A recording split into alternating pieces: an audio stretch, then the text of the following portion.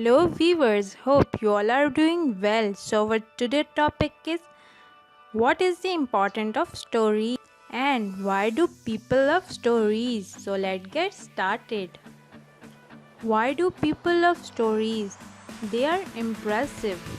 73% of people in the USA agree that stories enable them to experience new things outside their everyday lives.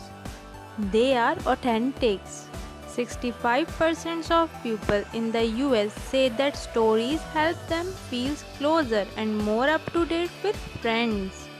They are inclusive.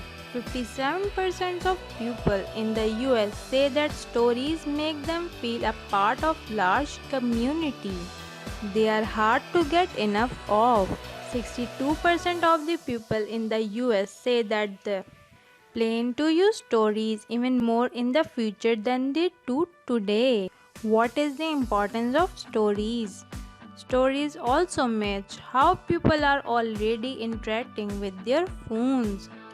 People hold their phones vertically about 90% of the time, and stories are optimized for a vertical full screen view that feel natural and allow people to enjoy video and photos quickly. Hope that you all will clearly understand about Facebook stories.